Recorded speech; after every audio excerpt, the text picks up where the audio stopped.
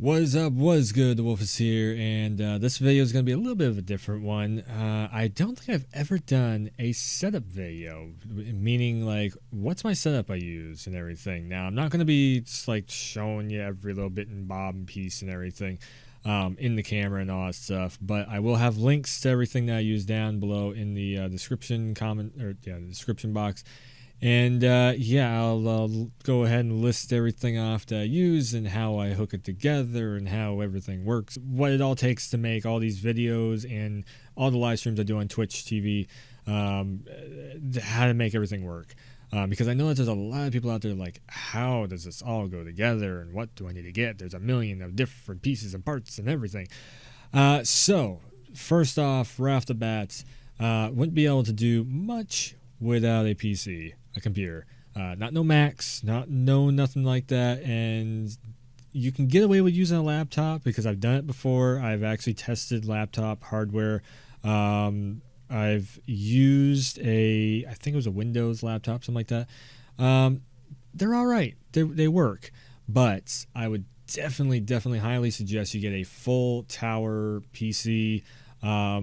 Preferably, the one that I use is CyberPower PC. All right, so just a little bit of a historical lore minute right now. So this TV that you're seeing right here is a TV VCR combo.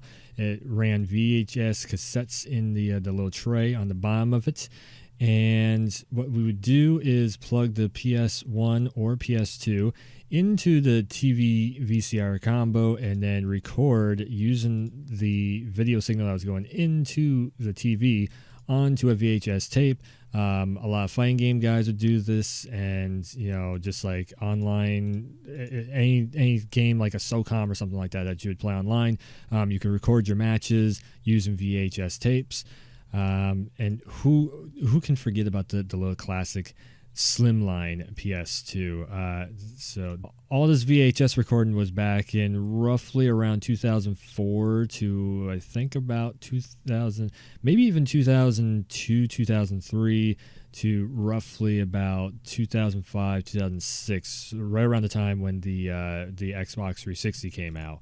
And then a few years into the Xbox 360 lifespan, when it started doing like COD 4 online and MW2 and all that, I was trying to figure out ways of recording. It wouldn't be until roughly about MW3 to around between MW3 and Call of Duty Ghosts is when I officially started recording full-on gameplay stuff. And I was using at first the Xbox 360 record feature, but I soon figured out like that's gonna take so much time and effort and everything to do that.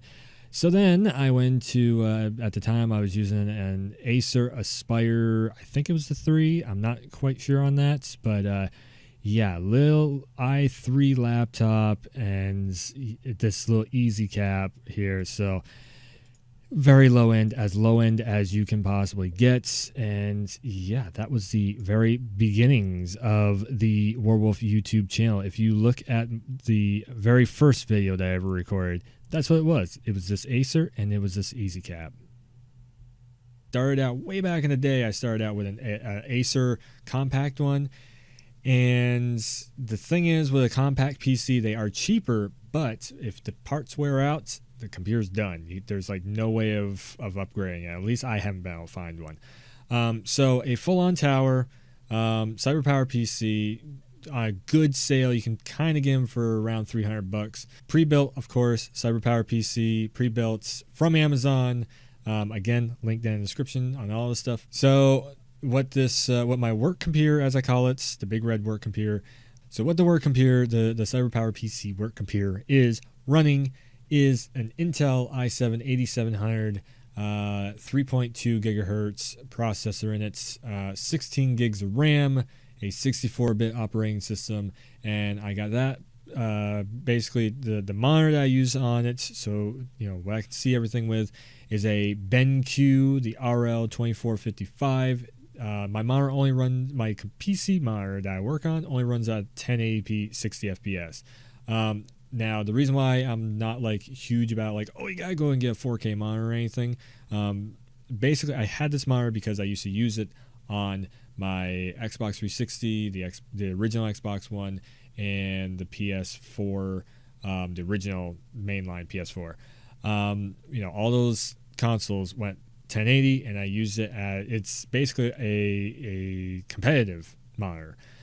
So the thing is, when you're video editing and this and that stuff, most of the time, unless you are very, very high end and you got a million people watching you and everything, if you're just starting out though, you only need to go 1080 60 at the most. Don't worry about the 4K and this and that stuff, because you're pretty much just going to be blowing your budget on a lot of stuff that you don't need right now.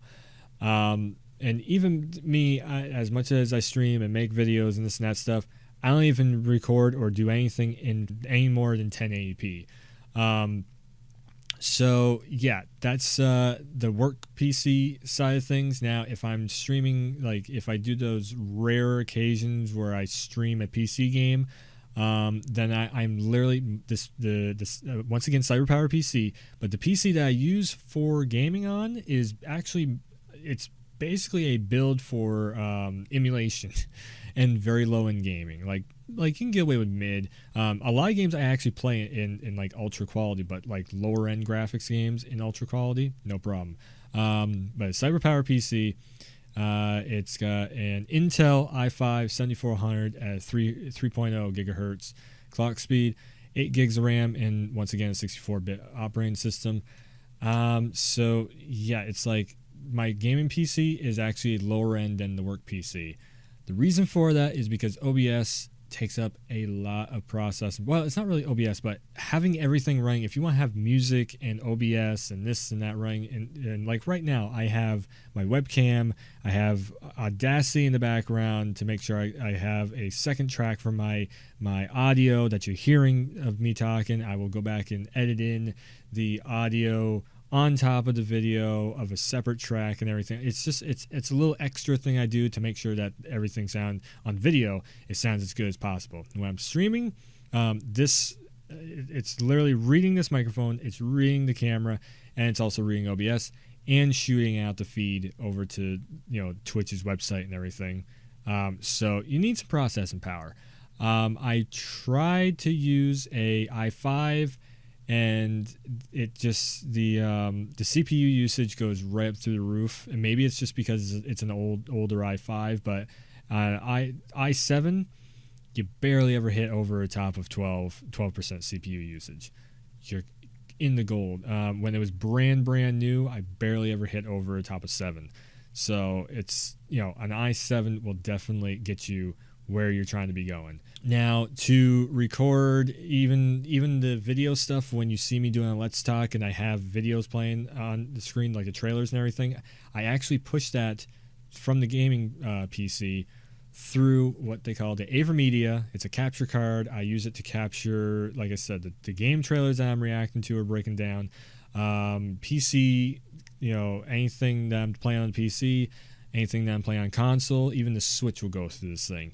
It's HDMI, and you just plug the HDMI cable from the back of the box that you're using, so your console, your PC, whatever, plug it into the in port on the AverMedia, and then another HDMI that comes with the AverMedia goes out the out, and that goes into your monitor.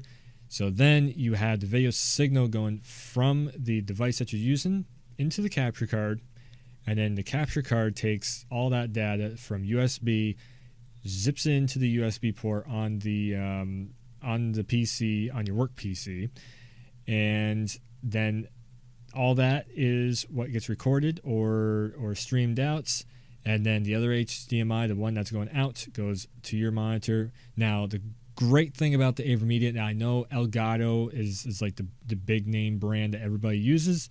So the Elgato 4K capture card, so you can actually see everything in 4K and stream and record in 4K.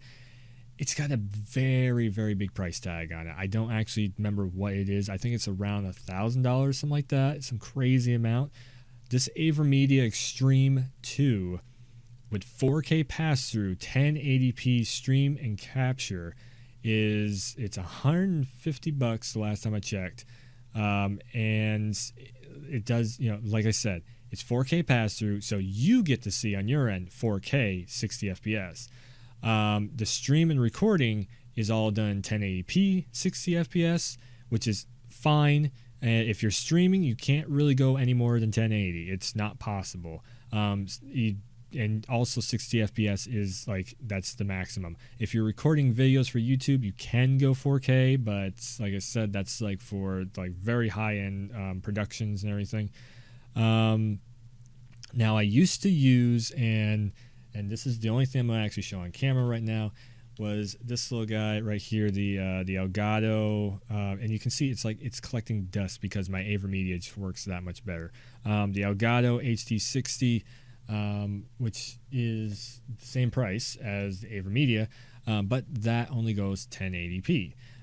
As I said, then you are also seeing on your screen 1080p. So all these 4K beautiful games that are out and everything, there's no way of seeing it. So the pass-through on that's basically a backup one now. The pass-through on it isn't as good because it only goes to 1080. AverMedia goes to 4K. I can see everything as high quality as the console will allow, or PC will allow. And you guys can also see everything as high quality as the websites will allow. All right, so next up is the mixer. And I know when you first think mixer, you're thinking of like a mix board inside of like a music studio or something, like this huge thing. And that's what I was thinking about for the longest time too. I'm like, how could I actually get one of these? Because I also, I try and do some music stuff in this background and everything. Been doing it for years. But instead, I found a mini mixer, they call them. More importantly, I found the Behringer Xenix 302 USB. Again, down in the description, I'll have a link for it. So that lets me run all my audio needs. It has 2 lines in and 1 line out with an extra microphone port for 3.5mm microphones. Not the best quality, but also a 3.5mm audio going out. I use a audio splitter so I can hear like one more input going into my headphones, so I can have up to about 4 different sources of audio feeding directly into my headphones all at one time.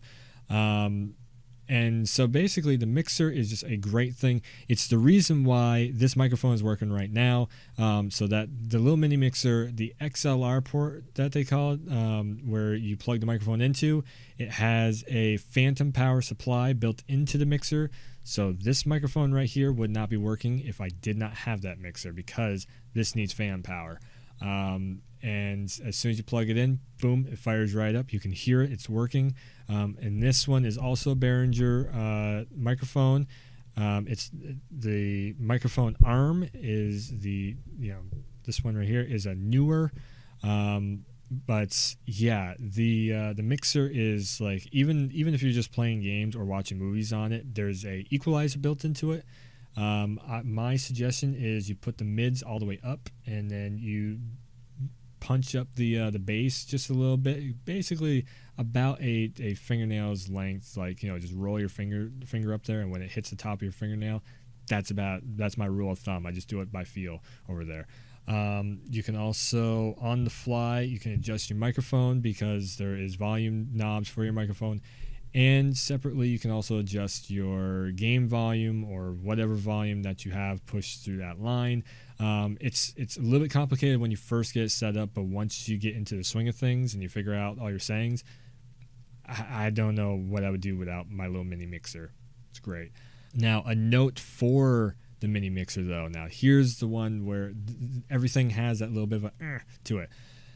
A little bit of a to this mini mixer is you have to have RCA male to 3.5mm female connectors, because the line ins are RCA, and of course every audio cord out there is most likely going to be a 3.5mm when it comes to like gaming and stuff.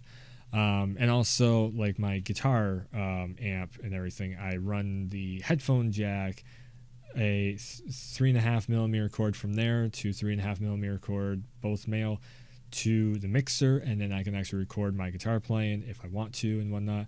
But yeah, RCA, you're gonna need like a 3-pack. They're not expensive at all though. You can get a 3-pack on Amazon for like $3-4. So then up next is the microphone. As I said, Behringer Ultra Voice XM8500. Big note on the microphone. You want to get a cardioid mic. Now, what that means is if I make a noise back here and you can't really hear it. So that is, any background noise, it cancels it right out. It cuts it right out. It just gives you what's right in front of the microphone. So when you're talking on the microphone in a video or something like that, and somebody drops something in the house or whatever, or a car comes speeding down the road, or there is a crash and it blows up and there's fire everywhere and people are you won't be able to hear it at all with this microphone. It's great. Cardioid microphones. Perfect. The other big one is the mini mixer, once again, also has another equalizer built onto the microphone. So here's a little example. If I want to cut all bass out of the microphone, I just do that, and then it sounds really weird, even in my headphones. I pop the bass back up again, and there you go. You got podcast mode. So the best thing about this mini mixer is literally you can do everything that you want to with it, except for doing like different voice stuff. That's a software program. That should have been all the way up. I had a slider off. I'm feeling it. Anyways, so yeah, if you want to make it sound like podcast perfect, definitely this little mini mixer is like a major thing to look into. There is a lot of stuff in software post-production that, outside of streaming wise, when I record something, there's a lot of stuff I do in software to make the vocals sound as crisp and clean and like podcasty as possible. I'll get into the software stuff after a little bit later here. So we covered the mini mixer, the microphone, and all that, and the computers and the capture card.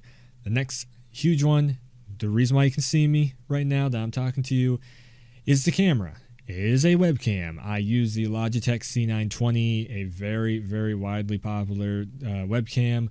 Nothing too fancy, nothing huge budget, because there is some like almost $1,000 cameras out there that people can hook up. You can actually use a regular webcam and hook it up, I guess, USB or HDMI or something like that, and have that feed in. Those things will go like 4K and 8K and stuff, but really a C920, you can see it right here, it's pretty good quality. It's a little bit shoddy in like low lighting situations, and that can end up making like the green screen not work too well. As you can see right now, if I see like my greens, like it has a hard time kind of doing like, I don't know, lighting and stuff. But for the most part, yeah, it works pretty damn good. It is totally plug and play.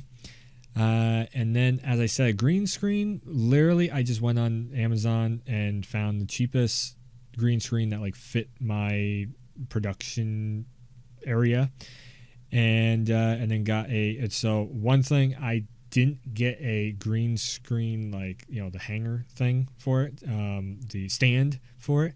I didn't get that initially, but I would definitely suggest it. Another one you can probably do, it's a little bit on the more expensive side of things, but the Elgato green screen, I've heard a lot of good stuff about it. Never used it myself, but I've heard a lot of good stuff about it. It's pretty wide, and because you don't need like a huge wide green screen. It's more or less like you can do camera work and like zoom in and stuff, and really cut down your camera space. And to make the green screen work, definitely go into OBS or whatever program that you're trying to use. OBS, Vegas, Premiere, they all have them. You're looking for a chroma key. The chroma key is what makes the green screen disappear and anything behind you disappear. It does take a little bit of practice to get used to using, for the different values and everything in the chroma key, of like how much you want to take out of your picture and all that, and how bright you want everything and all that. It takes a little bit of finagling, but chroma key is going to be your friend. And then if you're doing low lighting situations, I highly suggest, if you're trying to turn out the lights and play a game in the dark or something like that, or watch a movie, or I don't know why you'd want to watch a movie while you're recording it, but okay. But if you're trying to do something like Halloweeny, or just like Halloweeny, that's a word. But with low lighting on it, you can just get anything that is white light, so white LED lights. That's what I've found to be the best, because if you get a regular light bulb, it's going to bring some like yellows and slight bit of like red tints into what your production, your video camera. So you want white LED lights. Major upgrade. When I had a regular LED light bulb put into, actually I got one right now, and it's pure white light. There's no yellows, there's no extra colors being mixed in, so you can just do a very easy boom. Especially like right now I have my notes in front of me, and the screen is white, so it's white light, white in front of me, and it's just lit. I'm bright, Okay, and then of course, if you're doing gaming, you want to capture all that stuff and everything. Anything PS4 Pro, Xbox One X, or what S, or the regular console, any PC, anything that is HDMI, use it. You can capture it, Switch, all that stuff. I think even like arcade cabinets, you can even do it with nowadays. It's crazy the stuff that you can hook up.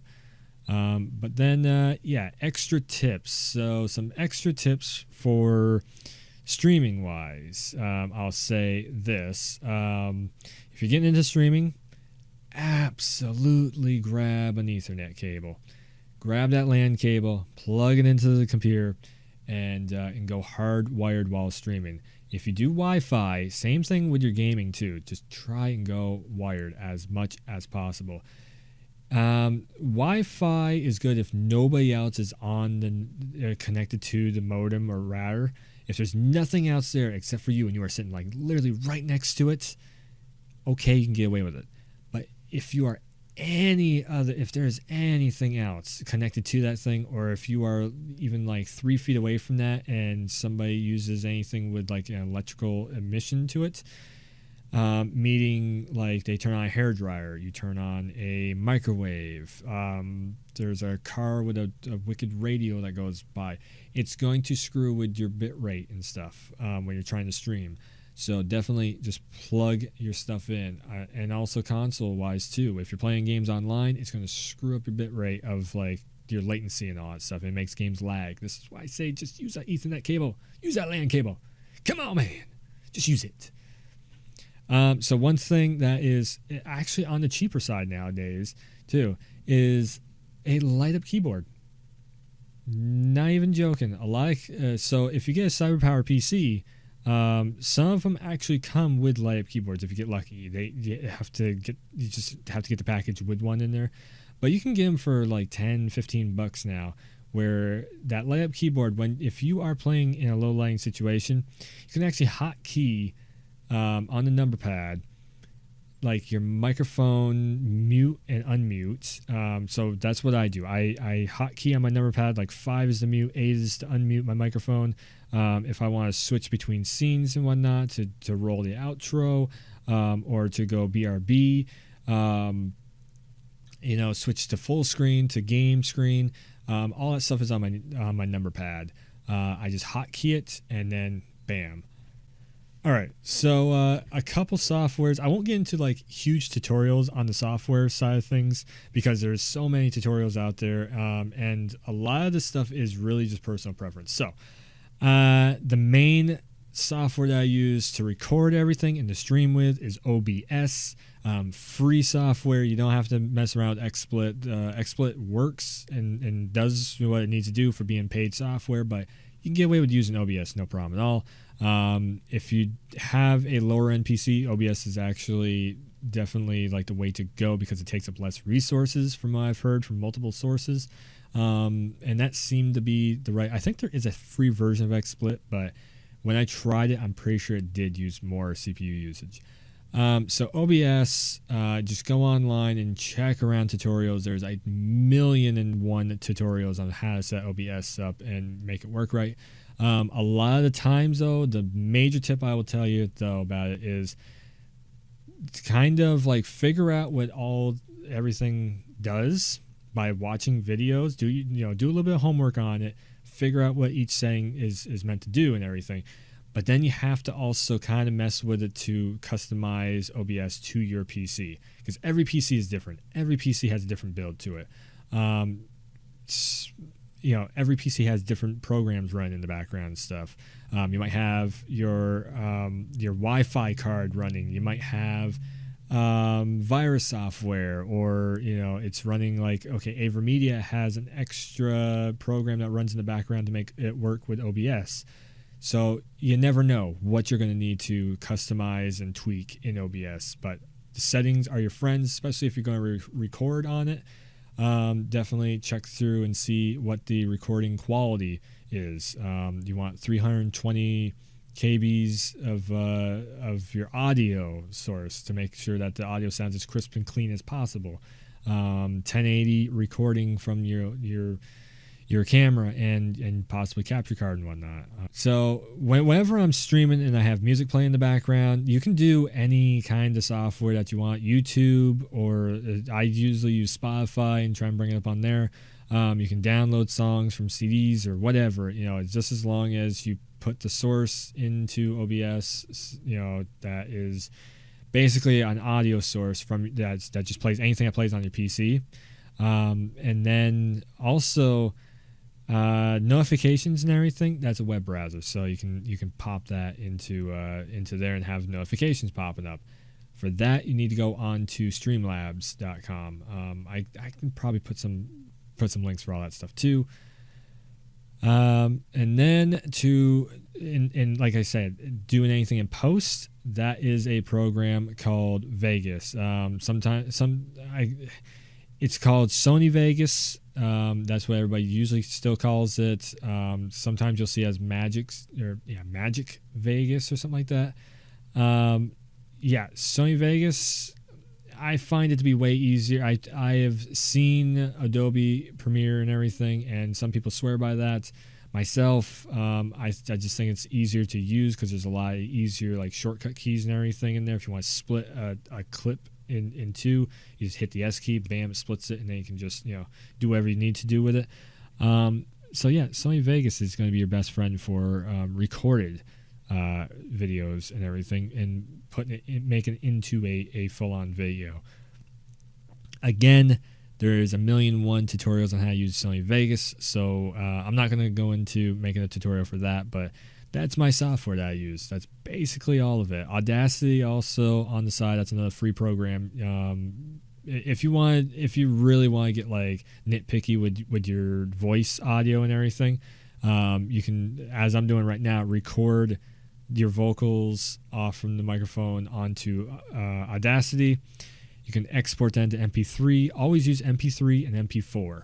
Always use those two. And then you can take the MP3 and plop it right into Vegas, and it will go, you'll see it stack up. And then it's just putting it together like a puzzle, basically, and doing whatever you want to do with the video and audio file. But yeah, that's basically my setup. 2019. That's everything that I use as of right now. There is other things like whenever I do VR streams, that's PlayStation VR, stuff like that. But for the most part, it's basically just the camera, the computer, capture card, and turn on the console, and then make sure that the microphone is working and mixer is all set up to run right. It's a bit of a setup, but if you're looking to get into content creation and you really want to, see what you got when it comes to it, and make some ideas in your head, come to life, it's actually a very awesome thing to see. If you have an idea in your head, like the last Mortal Kombat video I did there for my live stream, that started out as just like a montage video, and it turned into something so much more. You can also catch that on the YouTube channel because it is posted on here. But I think that's going to do it. That is everything in a nutshell that I use. Like I said, all the links will be in the description down below. if you want to check anything out of what I just listed. And yeah, I guess I don't know if I'll have comments on, because I start to see a lot of people in other videos doing the comments thing, and there's some trolly comments that can possibly pop up. I'll tell you what though, if you go over to Twitter, I'll definitely I'll help you out over there on Twitter if you got that. So at Twitter at Werewolf, of course, as you should know. Go and check out my description box; it has it in there. Anyways, thanks for tuning in. Thanks for checking this out. And if it helped you out at all, hit that thumbs up button, that like button. I'm not going to say smack it or anything like that, because that's... What year is it? Come on, YouTube. But I will say this.